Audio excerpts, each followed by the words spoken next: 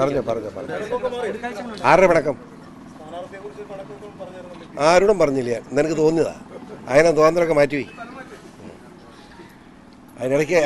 അതിനിടയ്ക്ക് വിഷം കലക്കാൻ വന്നിരിക്കുകയാണ്.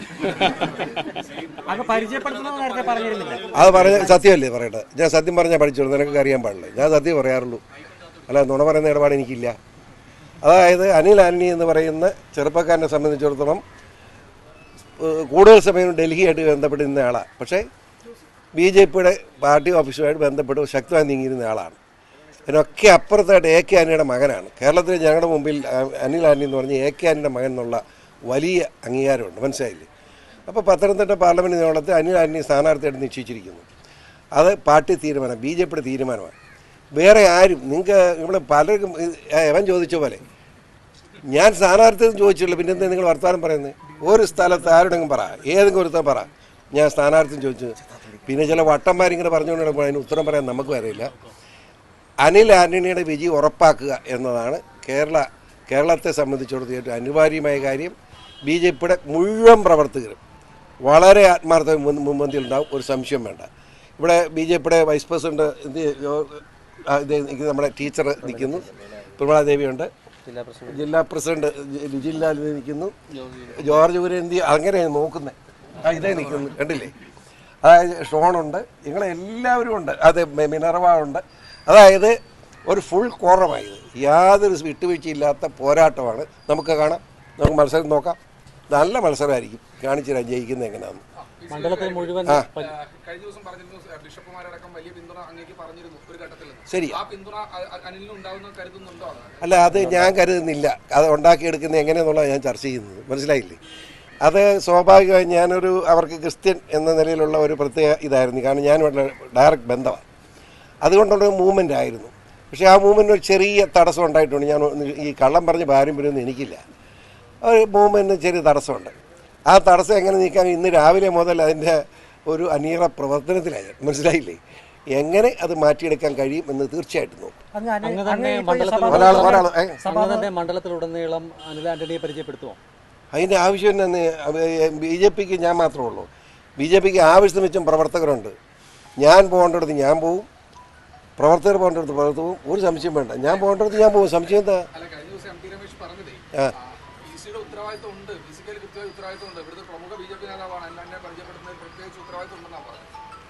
അതല്ലിപ്പോൾ നടന്നിരിക്കുന്നേ, അതായിപ്പോൾ നടന്നുകൊണ്ടിരിക്കുന്നത്, അതല്ലേ നടക്കുന്നത്. ഈ സഭാ നേതൃത്വങ്ങളെടുത്ത് അനിൽ ആന്റണിക്ക് വേണ്ടിയിട്ട് സംസാരിക്കുവാണ്. ഞാൻ പറഞ്ഞല്ലോ സാർ, ഇന്ന് രാവിലെ മുതൽ ഞാൻ അതിനുള്ള ശ്രമത്തിലാണ്. പലരോടും ഞാൻ സംസാരിച്ച് കഴിഞ്ഞു. അവരുടെ തർക്കങ്ങളും ഒക്കെ ഉണ്ട്, അതൊക്കെ ഞാൻ കേട്ടു. പക്ഷേ അതിനൊക്കെ പ്രമുഖരായ വ്യക്തിത്വങ്ങളും ബിഷപ്പുമാരുണ്ട്, അവരെ ഞാൻ കാണുന്നുണ്ട്. ഉടനെ പോയി സംസാരിക്കുക. അതായത് കോട്ടയത്ത് കാസാഡ് ഒരു യോഗം ചേർന്ന് PC ജോർജിന് പിന്തുണയൊക്കെ പ്രഖ്യാപിച്ചപ്പോൾ പിന്തുണ അനിലിനുണ്ടാവും. ഞാൻ കാസയുടെ ഭാരവാഹി ഇന്ന് കിട്ടിയില്ല. കാസയുടെ നമ്മുടെ കെവിൻ പീറ്ററാണ്. കെവിൻ പീറ്റർ മാത്രമല്ല, അവർ നല്ല ഒരു നേതൃനിരയാണ്. കെവിനെ ഒന്ന് ബന്ധപ്പെടാൻ ഇന്ന് കഴിഞ്ഞില്ല. കെവിനെ സംസാരിക്കും, തീർച്ചയായിട്ടും എല്ലാവരും സംസാരിക്കും. അല്ല അവരിപ്പം ഞാൻ ഇങ്ങനെ സ്ഥാനാർത്ഥിയാണെന്ന് പ്രഖ്യാപിച്ചു പോയപ്പോൾ അവർക്ക് സന്തോഷമായിരുന്നു. അതിപ്പോൾ വേറൊരാളായി പോയി. പാർട്ടിയുടെ തീരുമാനമാണ്, അത് അംഗീകരിക്കാനുള്ള മര്യാദ കാണിക്കണമെന്ന് ഞാൻ പറയും. അത് എന്നെ അത്രമാത്രം പ്രേമിക്കുന്ന ആളുകളുണ്ട്, എന്ത് ചെയ്യാം?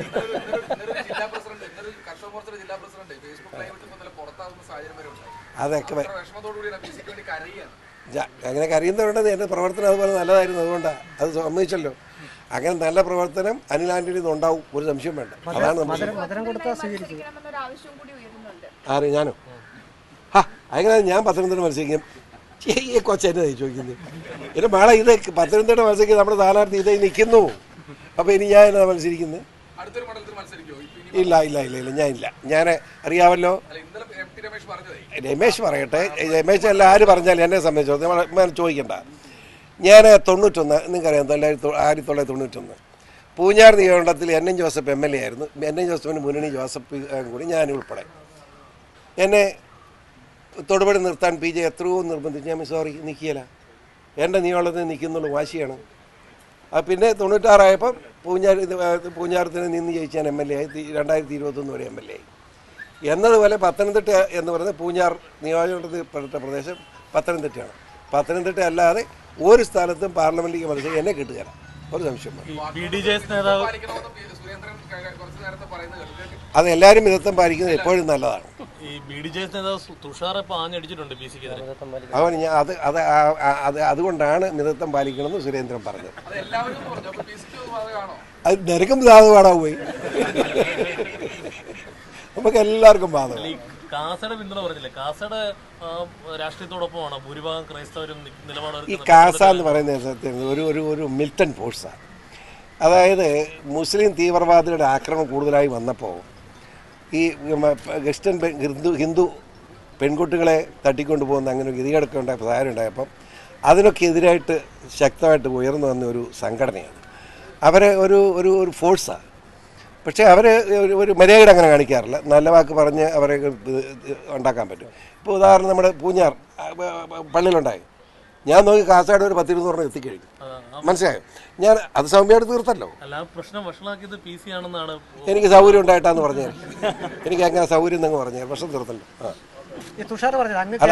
ചിലർക്ക് പിറപ്പ് പറഞ്ഞില്ല ഉറക്കം വരികയും. അതെ, സംശയമുണ്ടോ? പുള്ളിക്ക് ഞാൻ വെറും 3 രൂപ മെമ്പർഷിപ്പുകാരനാണെന്ന് എൻ്റെ മകൻ പറഞ്ഞില്ല. അതുപോലെ 150 കിലോ ഒന്നും ഞാനില്ല. ഞാൻ അതിൽ കുറവ് 10-57 കിലോ ഉള്ളു. കൊച്ചു മനുഷ്യനാണ്. സ്വയം നിയന്ത്രിക്കണമെന്ന് പറഞ്ഞത് നന്നായി. അത് നല്ലതാ എന്ന് പറഞ്ഞു കൊടുത്തേല. അത് നല്ലതാണ്.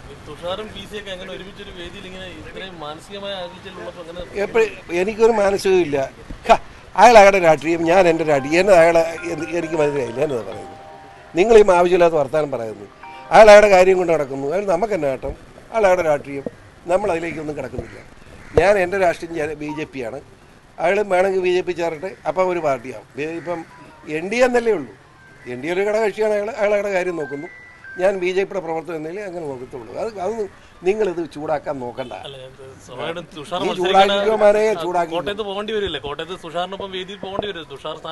തുഷാർ എനിക്ക് എന്നെ വിളിക്കുമെന്ന് ആർക്കറിയാം? വിളിച്ചാലേ പോകണ്ടുള്ളൂ. NDA മുന്നണിയാന്ന് നിങ്ങളെ കൊണ്ട് ഞാൻ മടുത്തല്ലോ. അതായത് എന്നെ വിളിക്കാതെ ഞാൻ പോണോ? വിളിക്കാൻ എൻ്റെ പുന്നസേര ഈ സഹോദരൻ പറഞ്ഞതനുസരിച്ച് വിളിക്കാൻ സാധ്യതയില്ലല്ലോ. ഇല്ലേ? അപ്പൊ പിന്നെ പേടിക്കണ്ടല്ലോ. എനിക്കതിന് സൗകര്യമില്ല. വിളിച്ചില്ലേ പോണത്? എവിടുത്തെ നിയമോ? വിളിക്കണം അല്ലെ പോവാ. ഞാൻ അങ്ങനെ വെറും ചന്തയായിട്ട് കണക്കല്ല. അപ്പൊ ആയിക്കോട്ടെ, തീർന്നല്ലോ. പറഞ്ഞു. ആർക്ക് പിണക്കം? ഇത് ഈ പിണക്കം ഇതെല്ലാം നിങ്ങളുടെ മാധ്യമ സൃഷ്ടി മാത്രമാണ്. ഞാൻ വളരെ വ്യക്തമായി 2-3 വേദികളിൽ പറഞ്ഞൊരു കാര്യമാണ്. അതായത് ഞാൻ പത്തനംതിട്ട ഇവിടെ മത്സരിക്കുന്നത് പാർട്ടിയുടെ തീരുമാനമാണ്. ശ്രീ നരേന്ദ്രമോദിജി നേതൃത്വം നൽകുന്ന ഭാരതീയ ജനതാ പാർട്ടി, ശ്രീ നരേന്ദ്രമോദിജി ചെയർ ചെയ്യുന്ന സെൻട്രൽ ഇലക്ഷൻ കമ്മിറ്റി തീരുമാനിച്ചൊരു സ്ഥാനാർത്ഥിയാണ് ഞാൻ. ഇനി പാർട്ടി ഒരു ഉത്തരവാദിത്വം തന്നു. I will be എൻഷ്യൂറിങ് that I will be winning the election here. അതിന് ശ്രീ PC ജോർജിൻ്റെ എല്ലാ പിന്തുണയും എനിക്ക് അദ്ദേഹം ഇന്ന് വാഗ്ദാനം ചെയ്തിട്ടുണ്ട്. അദ്ദേഹം ഈ സംസ്ഥാനത്തെ തന്നെ ഏറ്റവും മുതിർന്ന രാഷ്ട്രീയ നേതാക്കളിൽ ഒരാളാണ്. 7 പ്രാവശ്യം ഇവിടെ MLA ആയിരുന്നു. 40 വർഷം 50 വർഷമായിട്ട് കേരളത്തിൽ രാഷ്ട്രീയത്തിലുണ്ട്. ഈ സംസ്ഥാനത്ത് തന്നെ ഏറ്റവും വലിയ അധികായരായ രാഷ്ട്രീയക്കാരിലൊന്നാണ്. അപ്പം ഇദ്ദേഹത്തെ പോലത്തെ ഒരാൾ, ഞാനിവിടെ ഈ ക്യാമ്പയിൻ തുടങ്ങുന്നതിന് മുമ്പ് തന്നെ ഇദ്ദേഹത്തെ പോലത്തെ ഒരാളുടെ അനുഗ്രഹം തേടി അദ്ദേഹത്തിൻ്റെ എല്ലാ കൂടെ തന്നെയായിരിക്കും ഞാനിവിടെ പ്രവർത്തിക്കുന്നത്. അദ്ദേഹം പൂർണ്ണ പിന്തുണയും അദ്ദേഹം വാഗ്ദാനം ചെയ്തിട്ടുണ്ട്. ഇദ്ദേഹത്തിൻ്റെയും ഷോൺ ജോർജിൻ്റെയും മറ്റെല്ലാ ഭാരതീയ ജനതാ പാർട്ടി നേതാക്കൾ, ഇവിടുത്തെ പ്രമുഖരായ സംസ്ഥാന നേതാക്കളെല്ലാം ഇവിടെ വന്നിട്ടുണ്ട്. ശ്രീ ജോർജ് കുര്യൻജി, ഇവിടുത്തെ ലിജിൻ ലാൽജി, വൈസ് പ്രസിഡന്റ് പ്രമിള ടീച്ചർ, എല്ലാവരും ഇന്ന് ഇവിടെ വന്നിട്ടുണ്ട്. സംസ്ഥാന നേതൃത്വം വളരെ ശക്തമായ രീതിയിൽ കേരളത്തിലെ 20 മണ്ഡലങ്ങളിലും നമ്മൾ ശക്തമായ പ്രകടനം കാഴ്ചവെക്കും. കേന്ദ്ര നേതൃത്വം തീർച്ചയായിട്ടും ഇപ്രാവശ്യം മോദിജി തന്നെ കേരളത്തിൽ ഒരുപാട് ശ്രദ്ധ കേന്ദ്രീകരിക്കുന്നുണ്ട്. കാരണം ദേശീയ തലത്തിൽ ഇപ്രാവശ്യം നമ്മുടെ 3ാം ടേം ഗ്യാരണ്ടിയാണ്. അത് മോദിജിയുടെ ഗ്യാരണ്ടിയാണ്. 2014-ലും 2019-ലും നമ്മൾ വളരെ മികച്ച രീതിയിലാണ് നമ്മൾ വിജയിച്ചത്. ഈ 3ാമത്തെ ടേം 2014-ലും 19-നേക്കാൾ വലിയ ഭൂരിപക്ഷമായിരിക്കും. ഭാരതീയ ജനതാ പാർട്ടിക്ക് തന്നെ അഖിലേന്ത്യാ തലത്തിൽ 370-ലധികം സീറ്റുകൾ ലഭിക്കും. അപ്പോൾ ആർട്ടിക്കിൾ 370-ക്കെതിരെ വരെ നിന്ന ഈ പ്രതിപക്ഷ പാർട്ടികൾക്ക് ഇന്ത്യൻ ജനത കൊടുക്കുന്ന ഒരു താക്കീതും ഇന്ത്യൻ ജനത കൊടുക്കുന്ന ഒരു ആൻസറുമായിരിക്കും ഈ വരുന്ന നമ്മുടെ തെരഞ്ഞെടുപ്പ് വിജയം. അതുപോലെ NDAക്ക് 400-ലധികം സീറ്റുകൾ ലഭിക്കും. കേരളത്തിൽ ഇതുവരെ ചരിത്രത്തിൽ ഭാരതീയ ജനതാ പാർട്ടി ലോകസഭയിൽ ഒരു സീറ്റ് ജയിച്ചിട്ടില്ല. പക്ഷേ ഇതൊരു ചരിത്രപരമായൊരു തെരഞ്ഞെടുപ്പാണ്. ഈ തെരഞ്ഞെടുപ്പിൽ തീർച്ചയായിട്ടും NDAയ്ക്കും ഭാരതീയ ജനതാ പാർട്ടിക്കും ഇവിടെ അക്കൗണ്ട് തുറക്കും, നിരവധി സീറ്റുകൾ ലഭിക്കും. മോദിജി മൂന്നാമത്തെ പ്രാവശ്യം പ്രധാനമന്ത്രിയാകുമ്പോൾ കിട്ടാൻ പോകുന്ന 370-ലധികം സീറ്റിൽ നിരവധി സീറ്റുകൾ കേരളത്തിൽ തന്നെ ആയിരിക്കും, കേരളത്തിൽ നിന്നായിരിക്കും. അതിലൊന്ന് പത്തനംതിട്ടയുമായിരിക്കും, അതിൽ ഒരു സംശയവുമില്ല. അതിൻ്റെ ഒരു തുടക്കമാണത്. ഇത് ഇന്ന് ഞാനൊരു വലിയൊരു സൗഭാഗ്യ ദിവസമായിട്ട് തന്നെയാണ് കാണുന്നത്. കാര്യം ആദ്യത്തെ ദിവസം തന്നെ ഞാൻ ഈ മണ്ഡലത്തിൽ വന്ന് പ്രവർത്തിച്ചു തുടങ്ങുന്ന ആദ്യത്തെ ദിവസം തന്നെ ശ്രീ PC ജോർജിനെ പോലെ ഇവിടെ ഈ മണ്ഡലത്തിനെ ഇത്രയും നന്നായിട്ട് അറിയാവുന്ന ഒരു രാഷ്ട്രീയക്കാരൻ, ഇവിടുത്തെ ഏറ്റവും മുതിർന്ന രാഷ്ട്രീയ നേതാവ്, ഇന്ന് ഈ ജില്ലയിലും ഈ മണ്ഡലത്തിലും ഈ ലോക്സഭാ മണ്ഡലത്തിലും ഏറ്റവും മുതിർന്ന രാഷ്ട്രീയ നേതാവിൻ്റെ അടുത്ത് തന്നെ ചെന്ന് അനുഗ്രഹം വാങ്ങിച്ച് ഈ ക്യാമ്പയിൻ തുടങ്ങുന്നതിൽ എനിക്ക് ഒരുപാട് സന്തോഷമുണ്ട്. ഇത് വിജയത്തിൻ്റെ ഒരു ചുവടുവെപ്പ് തന്നെയാണ്. തീർച്ചയായിട്ടും പത്തനംതിട്ട നമ്മൾ ജയിക്കും, തീർച്ചയായിട്ടും നമ്മൾ കേരളത്തിൽ ഒന്നിലധികം സീറ്റുകൾ ലഭിക്കും, തീർച്ചയായിട്ടും അഖിലേന്ത്യാ തലത്തിൽ ശ്രീ നരേന്ദ്രമോദിജി നയിക്കുന്ന ഭാരതീയ ജനതാ പാർട്ടിക്ക് 370-ലധികം സീറ്റുകൾ ലഭിച്ച് നമ്മൾ ഗ്യാരണ്ടീഡായിട്ട് മൂന്നാമത്തെ ടേം നമ്മൾ സ്റ്റാർട്ട് ചെയ്യും. ശ്രീ രാഹുൽ ഗാന്ധി നയിക്കുന്ന ഇന്ത്യൻ നാഷണൽ കോൺഗ്രസ് ഈ തെരഞ്ഞെടുപ്പിൽ 2014-ലും 2019-നേക്കാൾ വലിയ ദയനീയമായ ഒരു പരാജയം അവർക്ക് നേരിടേണ്ടി വരും. ഇത് എൻ്റെ ഗ്യാരണ്ടിയാണ്. ഈ പത്തനംതിട്ടയിൽ എന്താണ് അനിലിന്റെ പ്രധാന തെരഞ്ഞെടുപ്പ് പ്രചാരണ വിഷയം? എല്ലാ മണ്ഡലങ്ങളിലും പോലെ തന്നെ ഞാൻ ഭാരതീയ ജനതാ പാർട്ടിയുടെ സ്ഥാനാർത്ഥിയാണ്. ഈ പാർട്ടിയുടെ ഏറ്റവും വലിയ ശക്തി ഇന്ന് ലോകത്തിലെ തന്നെ ഏറ്റവും ജനസമ്മതനായ നേതാവ് ശ്രീ നരേന്ദ്രമോദിജിയാണ്. നമ്മുടെ ഓരോ സ്ഥാനാർത്ഥികളും ഓരോ മണ്ഡലത്തിലും നിൽക്കുന്നത് മോദിജിയുടെ പ്രതിനിധിയായിട്ടാണ്. ഇവിടെ ഇന്ന് കേരളം കഴിഞ്ഞ 10 വർഷമായിട്ട് ഭാരതം മുന്നോട്ട് പോയപ്പോൾ കേരളം എല്ലാ മേഖലയിലും പുറകോട്ട് പോയിക്കൊണ്ടിരിക്കുകയാണ്. പത്തനംതിട്ട ആയാലും നിങ്ങൾ ഈ മണ്ഡലം നോക്കൂ, ഇവിടെ കർഷക മേഖല, ഒരുപാട് കർഷകരുള്ള മേഖലയാണ്. ഇന്ന് അഖിലേന്ത്യാ തലത്തിൽ കർഷകരുടെ വേതനം നമ്മൾ ഡബിളാക്കാൻ വേണ്ടി വളരെ സ്ട്രാറ്റജിക്കായിട്ട് നമ്മൾ പ്രവർത്തിക്കുന്നു. അതുപോലെ തന്നെ പ്രധാനമന്ത്രി കിസാൻ യോജനയുടെ ഭാഗമായി 11 കോടിയോളം കാർഷിക കുടുംബത്തിന് നമ്മൾ 3 ലക്ഷം കോടിയിലധികമാണ് കഴിഞ്ഞ 10 വർഷത്തിൽ നമ്മൾ ചിലവാക്കിയിട്ടുള്ളത്. അതുപോലെ ഒരുപാട് കാര്യങ്ങൾ ചെയ്തിട്ടുണ്ട്. പക്ഷേ ഇവിടുത്തെ കർഷകർ ദുരിതത്തിലാണ്. ഏറ്റവും കൂടുതൽ NRI പ്രവാസി പോപ്പുലേഷൻ ഉള്ള മണ്ഡലങ്ങളിലൊന്നാണിത്. അതുപോലെ തന്നെ ഇവിടെ യുവാക്കൾ ഒരുപാടുള്ളൊരു മണ്ഡലമാണിത്. പക്ഷേ ഇവിടെ പത്തനംതിട്ട, ഇവിടുത്തെ യുവാക്കൾ ഏറ്റവും കൂടുതൽ പ്രവാസികളാവാൻ കാരണം ഇവിടെ അവർക്ക് ഒരു ഓപ്പർച്യൂണിറ്റിയും ഇല്ലാത്തത് കാരണമാണ്. പക്ഷേ നമ്മൾ ദേശീയ തലത്തിൽ നമ്മൾ എന്താണ് ചെയ്യുന്നതെന്ന് നോക്കൂ. അതുപോലെ ശബരിമല, ഇവിടെ കഴിഞ്ഞ 10 വർഷത്തിൽ അയോധ്യയിൽ എന്ത് സംഭവിച്ചെന്ന് നോക്കൂ, വാരണാസിയിൽ എന്ത് സംഭവിച്ചെന്ന് നോക്കൂ, സോംനാഥിൽ എന്ത് സംഭവിച്ചെന്ന് നോക്കൂ. ഇന്നതൊക്കെ ലോകാത്തര നിലവാരമുള്ള റിലീജിയസ് ടൂറിസ്റ്റ് ഹോട്ട്സ്പോട്ടുകളായി മാറി. കഴിഞ്ഞ വർഷം നമ്പർ 1, നമ്പർ 2 ഇന്ത്യയിൽ ഏറ്റവും കൂടുതൽ ടൂറിസ്റ്റ് ഫുട്ഫോളുകൾ ഉണ്ടായിരുന്നത് അയോധ്യയും വാരണാസിയുമാണ്. ഇന്ന് നിങ്ങൾ എല്ലാവരും അവിടെയൊക്കെ പോയി നോക്കൂ. പിൽഗ്രിം ടൂറിസം ഏറ്റവും കൂടുതൽ ജനങ്ങൾ പോയിട്ടുള്ള 2 സ്ഥലങ്ങൾ. അപ്പോൾ പക്ഷേ ഇവിടെ വന്ന് ശബരിമലയിൽ നോക്കി, ഇവിടെ നിന്ന് അടിസ്ഥാന സൗകര്യം പോലുമില്ല. ഇതാണ് ഈ മാർക്സിസ്റ്റ് പാർട്ടി അത് മാറി വന്ന UDFും LDFും നടത്തിക്കൊണ്ടിരിക്കുന്നത്. ഇതെല്ലാം മാറും.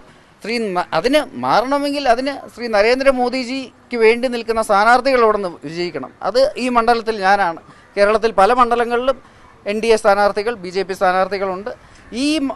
ഈ തെരഞ്ഞെടുപ്പ് ഒരു MPയെ എലക്ട് ചെയ്യാനുള്ള തെരഞ്ഞെടുപ്പല്ല. ഈ തെരഞ്ഞെടുപ്പ് ഒരു ദേശീയ തെരഞ്ഞെടുപ്പാണ്. ഇത് ഒരു പ്രധാനമന്ത്രിയെ തിരഞ്ഞെടുക്കാനുള്ള തെരഞ്ഞെടുപ്പാണ്. ഇത് നമ്മൾ ഓരോ സ്ഥാനാർത്ഥികളും ശ്രീ നരേന്ദ്രമോദിജിയെ പ്രതികരിച്ചാണ് ഇവിടെ നിൽക്കുന്നത്. നമുക്കുള്ള ഓരോ വോട്ടും മോദിജിക്കുള്ള വോട്ടാണ്. അത് കാരണം തന്നെ ഇവിടുത്തെ ജനങ്ങൾ ഇവിടെ ജാതിയും മതവും ഒന്നും നോക്കാതെ ശ്രീ മോദിജിക്ക് വേണ്ടി വോട്ട് ചെയ്ത് മോദിജി പ്രധാനമന്ത്രിയാകാൻ എനിക്ക് താമര അടിയാണത്തിൽ എനിക്ക് വോട്ട് ചെയ്ത് വിജയിപ്പിക്കുമെന്ന് എനിക്ക് ഒരു സംശയവുമില്ല. ഇവിടെ നിൽക്കുന്ന 2 സ്ഥാനാർത്ഥികളുണ്ട്. ശ്രീ തോമസ് ഐസക് ഉണ്ട്, ശ്രീ ആന്റോ ആന്റണി ഉണ്ട്. 2 പേരും മോശക്കാരാണെന്നൊന്നും ഞാൻ പറയുന്നില്ല. പക്ഷേ ഇവിടുത്തെ പത്തനംതിട്ടയെ പ്രതികരിച്ച്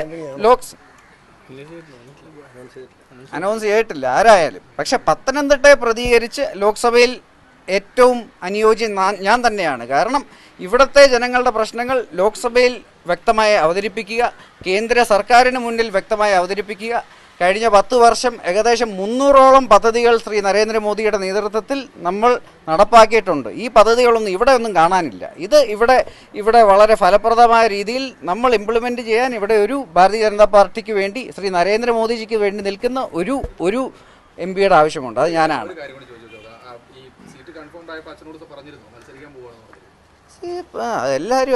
എല്ലാവരും അറിഞ്ഞല്ലോ, അപ്പം അതേ പറഞ്ഞു, ഞാൻ എല്ലാവരോടും പറഞ്ഞിട്ടുണ്ട്. എൻ്റെ ഈ അപ്പനമാരോട് വഴക്കോട്ടാക്കി നിർബന്ധമുണ്ടോ? അതെ, ഞാൻ ഒരു വർഷം മുൻപ് കോൺഗ്രസ് പാർട്ടിയിൽ നിന്ന് വിട്ടപ്പോൾ തന്നെ ഞാൻ പറഞ്ഞു, അദ്ദേഹത്തിൻ്റെ രാഷ്ട്രീയം, എനിക്ക് എൻ്റെ രാഷ്ട്രീയം. ഞാൻ ശ്രീ നരേന്ദ്രമോദിജി നയിക്കുന്ന ഭാരതീയ ജനതാ പാർട്ടിയിൽ പൂർണ്ണ വിശ്വാസമുള്ള കാരണം ഞാനൊരു പാർട്ടിയിൽ ജോയിൻ ചെയ്തു. ഞാൻ ഈ പാർട്ടിയിൽ ജോയിൻ ചെയ്ത സ്ഥാനമാനങ്ങൾക്കോ ടിക്കറ്റിനോ ഒന്നുമല്ല. പക്ഷേ ഇതെല്ലാം നേതൃത്വത്തിൻ്റെ തീരുമാനമാണ്. നേതൃത്വം എനിക്ക് എന്ത് അന്ന് തന്നെ ഞാൻ പറഞ്ഞു, നേതൃത്വം എനിക്ക് എന്ത് ഉത്തരവാദിത്വം തന്നാലും ഞാനത് നിറവേറ്റും. എങ്ങനെ ഞാനങ്ങനെ നിങ്ങൾ കേട്ടോ?